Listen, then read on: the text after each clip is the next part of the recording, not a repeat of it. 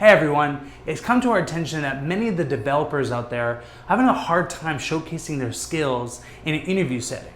So, the SimplyPHP team put together this video to help you ace your next interview.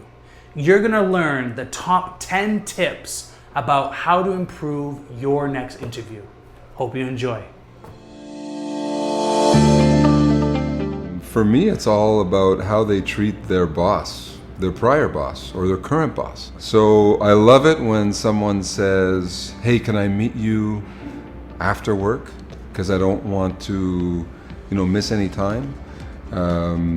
Someone who doesn't answer my emails right away in the middle of the day, so let's say that she's working at her current job. I don't mind if you reply after 5. But you should also mention it. Say, hey, sorry I didn't reply to you right away, but I don't feel that it's proper to answer my personal emails during office hours. For me, that's so rare that someone says that it really stands out. You don't need a fancy resume with a lot of infographics. In fact, that could actually work against you in some ways. If I see you rate yourself a 9 out of 10 in a certain skill, and I can't see that in your past experience on your resume, that will immediately go into the disqualified folder. Clean, simple, easy to read, clearly explaining your past experience in a couple of sentences, and then bullet points for the technologies used is perfect. As a matter of fact, one of the resumes that stood out to me most recently was a text file written in Notepad. In today's world, I think there's nothing better than just staying there ourselves. There's nothing worse than someone trying to front and not being himself or herself. I really think that staying yourself, answering with honesty. If you don't know the answer, just say, I don't know. I would need to check. That's really all you have to do, because otherwise you're gonna create an expectation in the person's head that you won't be able to fulfill. What's more important is to find something that really suits you and your career's goal, as opposed to try just to get the job, because it's not going to work long term. I think there's a few faux pas, like showing up 30 minutes early. That's awkward, right? So don't show up super early. Show up 5 minutes before, that's perfect. And a lot of times people are worried about traffic, and that's the thing, right? They show up 30 minutes early. They're sitting in the reception and they're making everyone a little bit uncomfortable, because we're nice here, right? We don't want people just waiting in the reception area. So even if you arrive 30 minutes early, don't come up to the office. Go have a coffee, we're on a great street. You can have a nice coffee on a terrace. And 5-10 minutes early for a meeting is a max.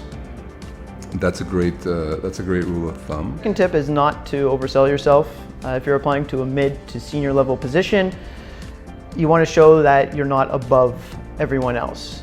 Too many times when I see applications from people that worked in smaller startups, I see CEO titles, CTO title, president. These are great internally. However, when an external reviewer is looking at these titles, they might think that you're overqualified for the position you're applying to. It's okay to match, to put on your resume and match the position you applied for with the same title. It's actually a really pleasant surprise for the interviewers when they find out that not only were you a web developer at the company, that you're actually the founder of the company. I think people overthink the process. And if they just see this as, I'm going for a drink with someone just to have a conversation or a business opportunity or a meeting, as opposed to an interview that we've been so anchored that it's stressful and I have to present well, I have to give a good impression. Well, as soon as you think that, it's game over.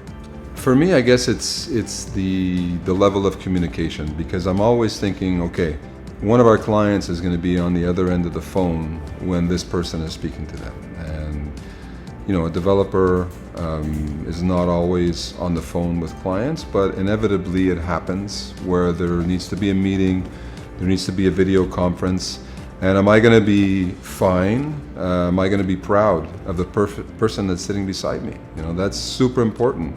Now, if I'm sitting in a video conference and I have a developer that's on a project and they're unable to communicate properly, I'm going to feel nervous, I'm going to feel some anxiety. So I try to make sure that that doesn't happen, to hire good, not only good developers, but good communicators. Yeah, it's super simple, is do your research.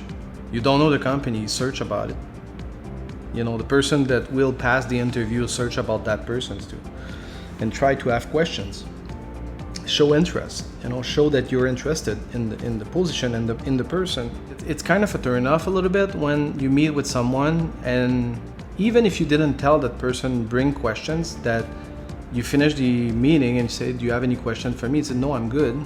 Unless you really had a really constructive conversation, normally that person should have questions. Because I really want the person to know 100% of, you know, the company and the position and me, and you should say also what you're really looking for selfishly. If they ask what are you looking for with this job or something, be freaking honest. Like, I want to learn and I want to work with people that are better than I, so I can learn better and I can improve myself, and in 5 years, 10 years from now, I can be ready to start my business.